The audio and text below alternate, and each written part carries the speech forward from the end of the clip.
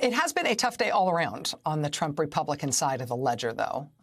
Late on Friday night, you'll recall we got that lengthy filing from the January 6th investigation disclosing all sorts of information we didn't previously have about members of Congress and the administration and how they tried to throw out the election results to keep Trump in power after he lost re-election.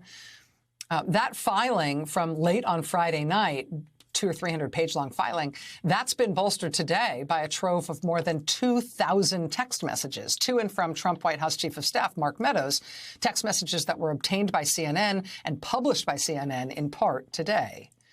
I mean, taken together, that filing on Friday night from the January 6th investigators and these text messages disclosed today in the press, those two disclosures paint a sort of new and unnerving picture of how involved members of Congress and members of the administration were in trying to use not only perceived legal tools, legal maneuvers, political tactics, but also the threat of mob violence to keep Trump in power. I mean, first, for example, we learned from testimony to the investigation by an aide to White House Chief of Staff Mark Meadows that Meadows was told in no uncertain terms by the White House counsel's office that this scheme they tried to have Republican-controlled states send fake Trump electors to be counted in the Electoral College. Mark Meadows was told by the White House counsel's office that that scheme was illegal. We then learn from testimony to the investigation that there was an attempted workaround for that little problem of it being illegal. We've previously discussed, and you've previously heard the reporting, that Trump mulled and attempted to proverbially decapitate the Department of Justice, to remove its existing leadership and instead put in place at the top of the department this man, a man named Jeff Clark. You might also remember that he took the Fifth Amendment. He asserted his Fifth Amendment rights to avoid incriminating himself dozens of times during his own testimony to the January 6th investigation. Well, why did Trump want to put Jeff Clark in front of the Justice Department, on the top of the Justice Department? Why did he want to take out the existing leadership and instead put this guy in there?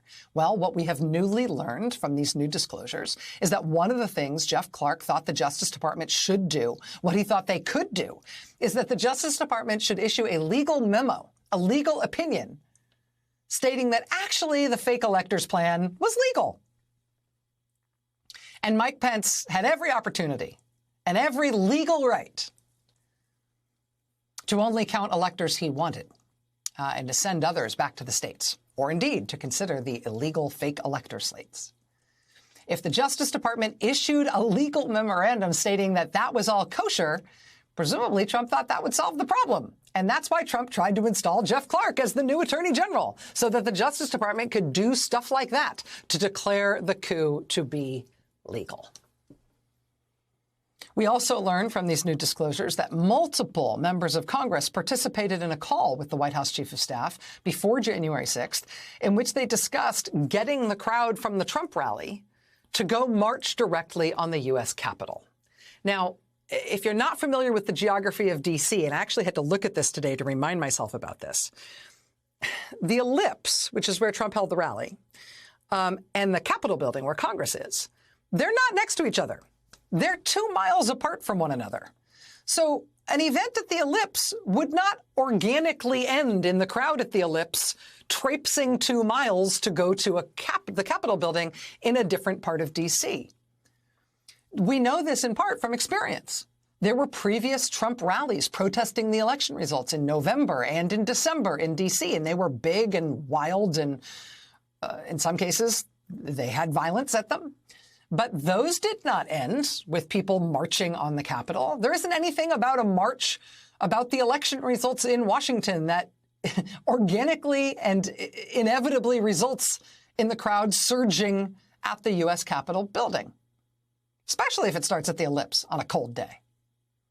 But apparently it was no accident that the crowd on January 6th marched the 2 miles from the Ellipse to the Capitol building.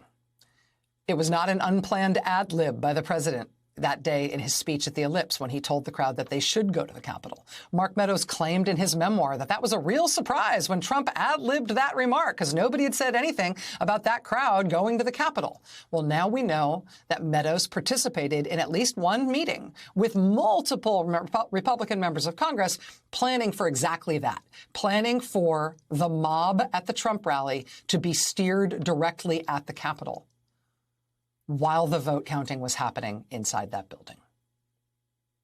Also, on Friday, we saw pro-Trump Republican Congresswoman Marjorie Taylor Greene say in court, in a proceeding where her eligibility to run for re-election was being challenged legally.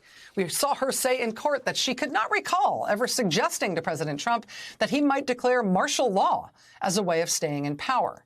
Well, today we learned, in fact, that she did suggest that to the White House Chief of Staff, Mark Meadows, and she did it in writing, in a text message.